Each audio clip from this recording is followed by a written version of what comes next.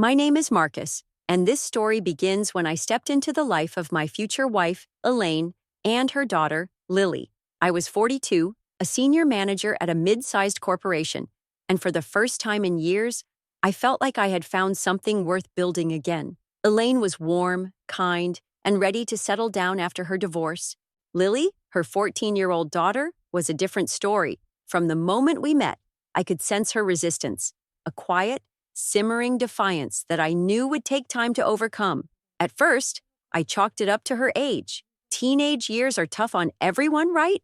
I told myself I could be the strong, stable figure she needed. Elaine and I married 6 months after we started dating, and I moved into their modest suburban home. I had no illusions about the challenges of blending families, but I believed my experience and steady nature would help us navigate them. I quickly learned Lily wasn't going to make it easy. She wasn't outright rude, at least not in a way you could point to, but her every action seemed calculated to push back against my presence. Her eyes would narrow when I entered a room, her shoulders stiffening as if preparing for a fight. If I offered advice or tried to engage her, she'd respond with clipped one-word answers or outright silence. It was exhausting. Elaine, ever the peacekeeper, often dismissed Lily's behavior. "She just needs time," she'd say. "She's adjusting." I tried to believe her, but deep down, I couldn't shake the feeling that Lily didn't want to adjust. She wanted me gone. It started with small things, minor acts of defiance that felt like a deliberate test of my patience. One night at dinner, I commented on how much homework Lily had left to do. "Maybe you should get started before it gets too late," I suggested, keeping my tone light. She didn't even look up. "Why do you care?" Elaine shot me a look that said, "Don't push it," so I let it slide. But incidents like that began piling up. The subtle jabs, the outright refusals to engage, it all added up to a wall I couldn't seem to break through. Then there were the arguments. They weren't loud or dramatic, but they carried an undercurrent of tension that lingered long after they ended. One evening, I pointed out that Lily had left a pile of dirty dishes in the sink. "I was going to do them," she snapped. "When? Next week?" Her glare could have cut steel. "I'm not your maid." Elaine stepped in, smoothing things over as usual, but I could see the cracks forming. Lily had no problem with her mom, but with me, every interaction was a battleground. Despite Lily's hostility, life with Elaine was good. She had a calming presence that made our home feel like a refuge from the chaos of the outside world. She laughed at my jokes, listened to my work stories, and always had dinner waiting when I got home. For a while, I convinced myself that if Elaine and I were solid, everything else would fall into place. When we found out Elaine was pregnant a year into our marriage, I was overjoyed. A fresh start, a chance to build something from the ground up. Elaine was thrilled too, though she worried about how Lily would take the news. "She'll come around," I reassured her. "She just needs to see that this is good for all of us." But Lily didn't come around. If anything, her attitude worsened. She barely acknowledged Elaine's pregnancy, retreating further into her own world. When the baby was born, a boy we named Theo, her indifference turned into outright disdain. She would roll her eyes when Theo cried, stomp around the house as if to emphasize her irritation, and mutter under her breath whenever I tried to involve her in anything related to her baby brother. Work became my escape. With a newborn at home and tension constantly brewing with Lily, my business trips started feeling less like obligations and more like reprieves. I poured myself into my job, taking on bigger projects and longer hours. Elaine understood, or at least she said she did. "I know you're doing this for us," she'd say, and I clung to her words as justification for my increasing absences. On one of those trips, I met Catherine. She was my boss, charismatic, sharp, and utterly captivating. At first, our interactions were strictly professional, but over time they evolved. We started having lunch together during meetings, then dinner after long work days.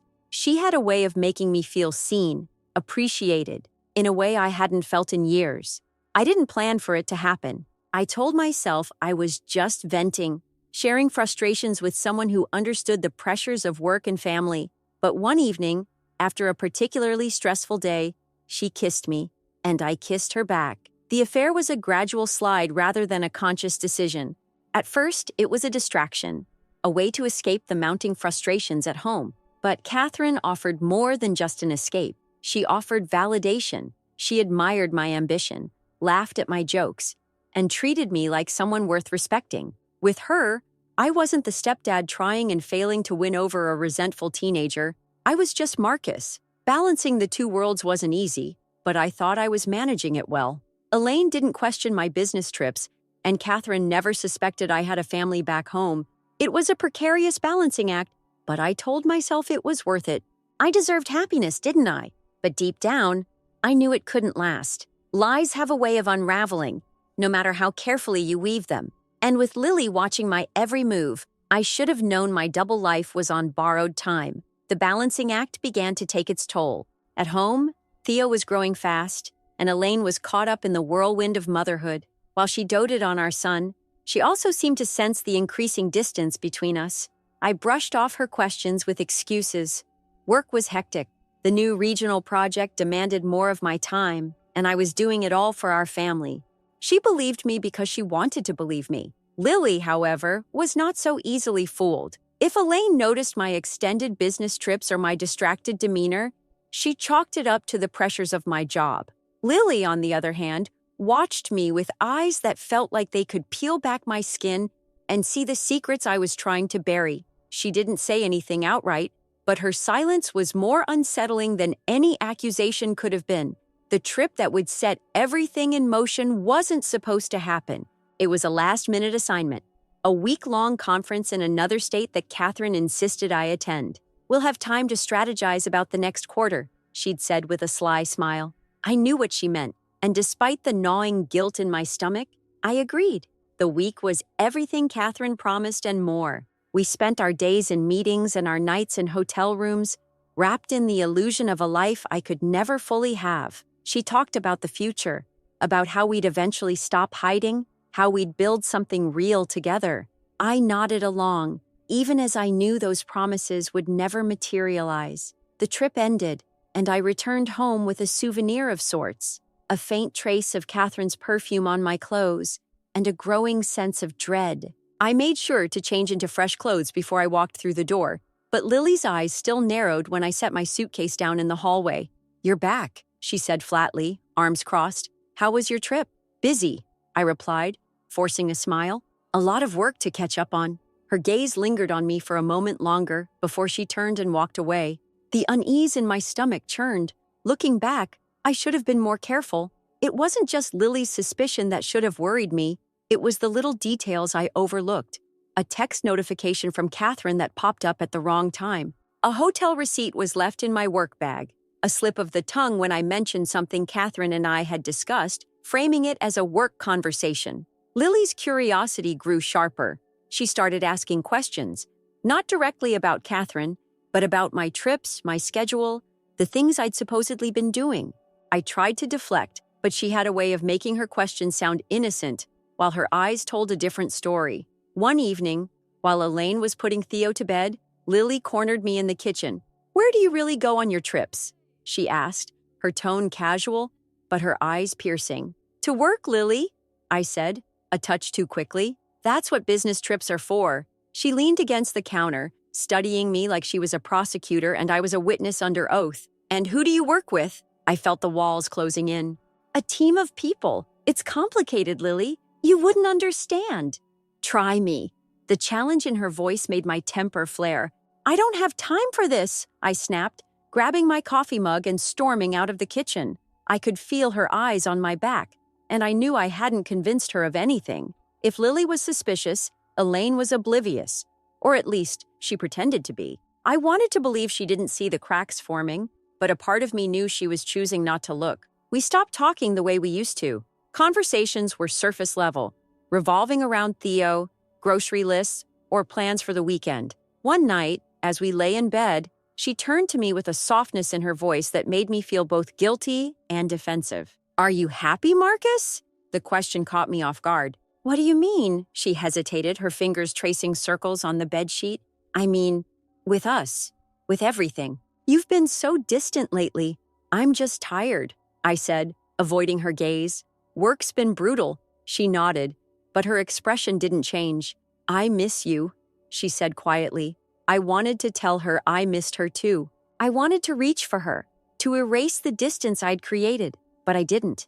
Instead, I turned off the bedside lamp and said, "Good night." The day Lily found the evidence, I should have known it was coming. She'd been watching me more closely than ever, her silence growing heavier with each passing day. I came home from work to find her sitting at the dining table, her phone in one hand and a familiar look of triumph in her eyes. "What's this?" she asked, holding up her phone. I froze. On the screen was a photo of Catherine and me, taken at a recent company event. We were standing closer than colleagues should, her hand resting lightly on my arm. My mind raced, searching for an excuse, but none came. "Where did you get that?" I demanded, my voice harsher than I intended. "It doesn't matter," she said, her tone icy. "Who is she?" "She's my boss," I said quickly. "It's not what it looks like." "Really?" Lily raised an eyebrow, scrolling through her phone. "Because it looks like you're sleeping with her." Elaine walked into the room at that moment, holding Theo in her arms. "What's going on?" she asked, her brow furrowing as she looked between us. Lily didn't hesitate. "Mom, Dad's cheating on you. Balancing two lives is like walking a tightrope. You're always one misstep away from disaster." By the time Theo turned 2, I was juggling more than I ever thought possible.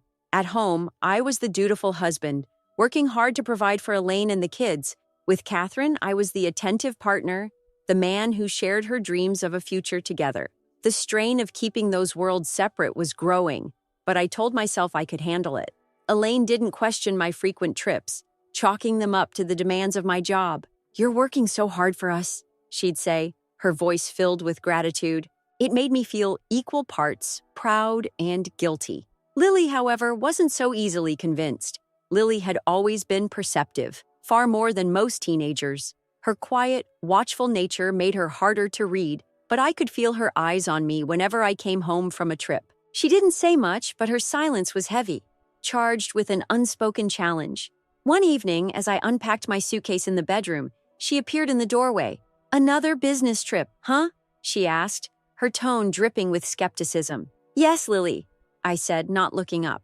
"That's how I pay for this house and everything in it." "Sure," she muttered, folding her arms. "Must be some job if it keeps you away this much." Her words stuck with me. Was she piecing things together? Did she know? I couldn't let her derail everything I'd worked so hard to maintain. But how do you confront someone who isn't actually accusing you of anything? The tension between us became another layer of the charade I had to manage. It was during one of my business trips that Catherine brought up the idea of making things official. We were sitting in a quiet corner of a high-end restaurant, her hand resting lightly on mine. "I want us to be a real family, Marcus," she said, her voice soft but insistent. "No more sneaking around? I want you here with me and Liam." Liam, her son, the boy who had unknowingly become the center of my deception. He was 3 now, a sweet, bright-eyed kid who looked at me like I was a superhero. In a way, I felt more connected to him than to Theo, who was growing up under Elaine's doting care. "I need time," I told Catherine, dodging her gaze. "These things are complicated." "I've been patient," she replied, her tone hardening, "but I won't wait forever." Her words lingered long after the dinner ended. I couldn't deny that I felt something real for her, but the thought of dismantling my life with Elaine, of losing Theo, of dealing with Lily's vindication, was paralyzing. The unraveling began one ordinary afternoon. Elaine had taken Theo to a playdate, leaving me alone to catch up on work. I was in my office, responding to emails, when I heard a faint knock at the door. It was Lily. "What is it?" I asked, trying to keep my tone neutral. She stepped inside, holding her phone in her hand. "I need to show you something." "What's so important it can't wait?" I sighed, already irritated. Her lips curled into a smirk as she handed me the phone. On the screen was a photo of me and Catherine, sitting far too close at a cafe taken weeks earlier. My stomach dropped. "Where did you get this?" I demanded, my voice sharper than I intended. "I was there," she said coolly. "It's amazing what you can capture when people don't notice you." "Lily, you don't understand." "Oh, I understand perfectly," she interrupted, her voice rising. "You're cheating on Mom, and not just with anyone, with your boss. You think you're so clever, but you're not." I stared at her, my mind racing for a way out, but there was no denying the evidence. She had me cornered, and she knew it. "You don't want to do this, Lily," I said, trying to sound calm. You'll only hurt your mother. Her eyes narrowed. You think you can guilt me into keeping your secret? After everything you've done? Forget it. The rest of the day was a blur. Lily retreated to her room, slamming the door behind her, and I was left grappling with how to contain the fallout. I couldn't let her tell Elaine, not yet. Not before I figured out my next move. When Elaine returned that evening, she noticed the tension immediately. What's going on? She asked, setting Theo down on the couch. Nothing. I lied. Just a long day. Lily didn't say a word during dinner, her silence even more unnerving than her accusations. Every time she glanced at me, I felt the weight of her disdain. She was holding all the cards now, and there was nothing I could do about it. As if Lily's revelation wasn't enough, Catherine called me the next day. Her voice was cold, distant, a tone I hadn't heard from her before. Marcus, we need to talk, she said. Can it wait? I'm dealing with a lot right now. No, she said firmly. It can't. She told me she'd been contacted by someone claiming to know about us, someone who had sent her screenshots of my family photos. The truth was closing in from all sides. I trusted you, she said, her voice breaking. And you've been lying to me this whole time. Catherine, please, I pleaded, but she hung up before I could say anything more. That evening, I sat alone in the living room, the walls of my carefully constructed life closing in around me. Elaine was putting Theo to bed, unaware of the storm brewing beneath her roof. Lily was in her room, no doubt plotting her next move. And Catherine, well, she was gone. My double life was crumbling, and it was only a matter of time before the pieces came crashing down. For the first time, I wondered if all of this had been worth it. The lies, the deceit, the endless juggling. Was this the life I wanted? Or had I simply trapped myself in a web of my own making? One thing was clear. The reckoning was coming, and there was no way to escape it. When I heard the knock on the door that Friday evening, my heart jumped into my throat. Elaine was in the kitchen with Theo, and Lily had stomped upstairs after another tense dinner. The house was thick with unspoken tension, but I wasn't prepared for the storm that was about to break. I opened the door and found Catherine standing there, her eyes sharp, her face cold. She wasn't supposed to be here. In fact, she wasn't supposed to know where I lived. Catherine? I stammered, stepping outside and closing the door behind me. What are you doing here? Her laugh was sharp and humorless. I wanted to see if it was true. What are you talking about? She pulled out her phone and held up a photo. It was one of those family shots Elaine insisted we take for Theo's first birthday. I was holding Theo, with Elaine smiling beside me and Lily in the background, looking as though she'd rather be anywhere else. I didn't believe it at first, Catherine said, her voice trembling. But here you are, a husband, a father, a liar. Catherine, let me explain. Explain? Her voice cut through the quiet suburban night. You lied to me for years, Marcus. I introduced you to my son. I thought we were building something real. Do you have any idea how humiliating this is?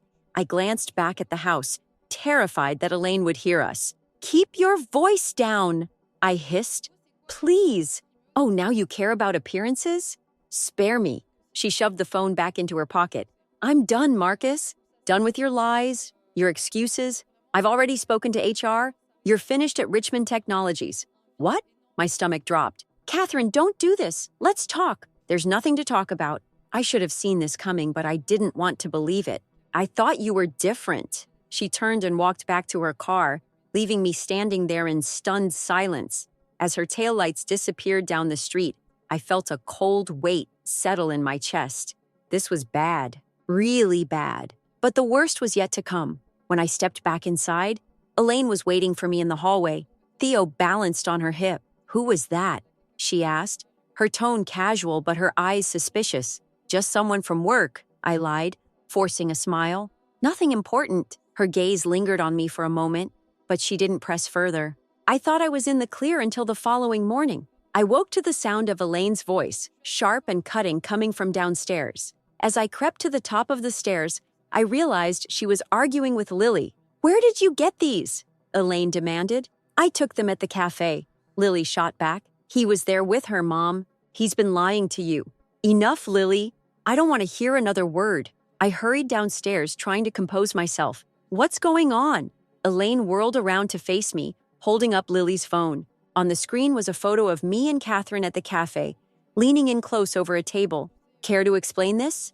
Elaine's voice was ice cold. I opened my mouth, but no words came out. My mind raced for an excuse, a way to spin the situation, but nothing sounded believable. Mom, he's been cheating on you, Lily said, her voice cracking. He has another family. I saw the pictures. Elaine turned to Lily, her face pale. You're lying. She's not lying, I said quietly, the weight of the truth pressing down on me. I can explain. Elaine stared at me, her expression shifting from disbelief to fury.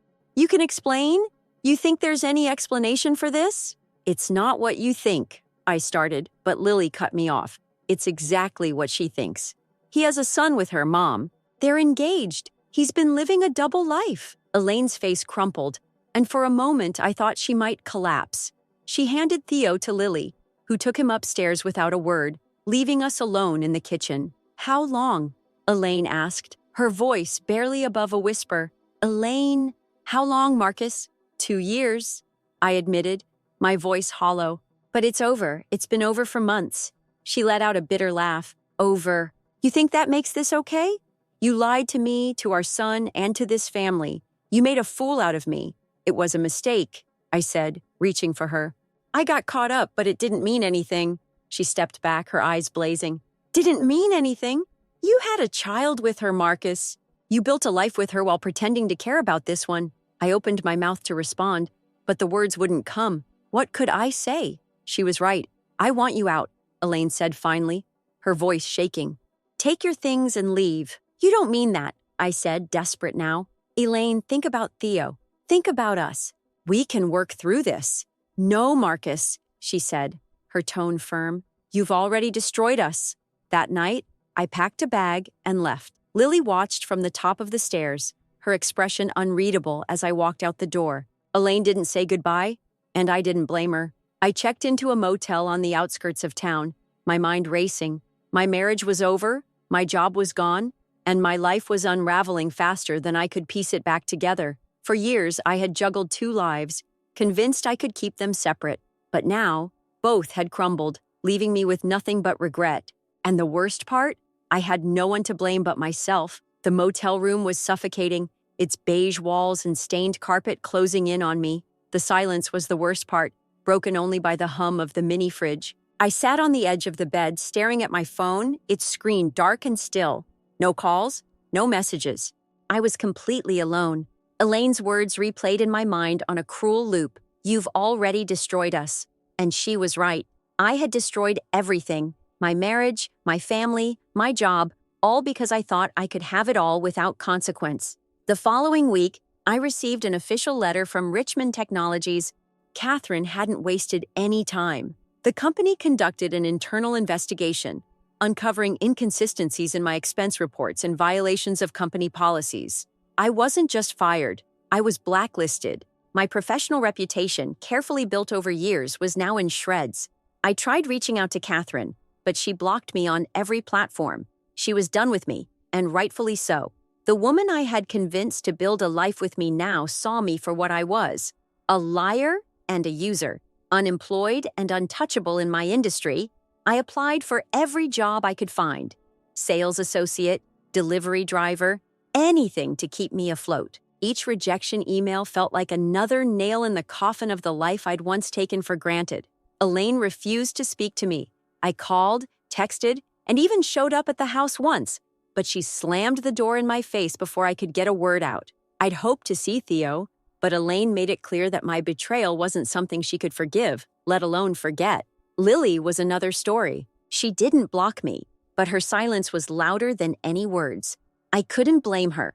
I'd always treated her with disdain, and now she'd seen the full extent of my hypocrisy. She'd been right about me all along. I spent most nights staring at the ceiling, wrestling with guilt. I thought about Elaine, how she'd believed in me, supported me, even when I didn't deserve it. I thought about Theo, too young to understand what had happened, and how I'd stolen his chance at a stable family. But it was Lily who haunted me the most. Her anger wasn't just about my affair. It was about the years of subtle cruelty, the dismissive comments, the constant undermining. I'd resented her for reasons I couldn't even articulate, And now I realized she was the one who had the courage to expose me. She was stronger than I'd ever been. Months passed, and I started piecing together a new life, though it was far from glamorous. I found a job at a local hardware store, stocking shelves and answering questions about paint colors. The work was humbling, but it gave me something to focus on, a reason to get out of bed each morning. One day, as I was loading a bag of mulch into a customer's car, I heard a voice behind me. "Marcus?" I turned to see Lily standing there, her arms crossed, a look of reluctant curiosity on her face. "Lily," I said, my throat tightening. "What are you doing here?" "Mom needed some stuff for the yard," she said, glancing toward the store. "I saw you through the window." An awkward silence hung between us. I wanted to say so much, to apologize, to explain, to beg for a sliver of understanding, but the words stuck in my throat. "You look different," she said finally, her tone neutral. I nodded. "Life has a way of humbling you." She tilted her head, studying me like she wasn't sure whether to believe me. Good. It wasn't forgiveness, but it wasn't condemnation either.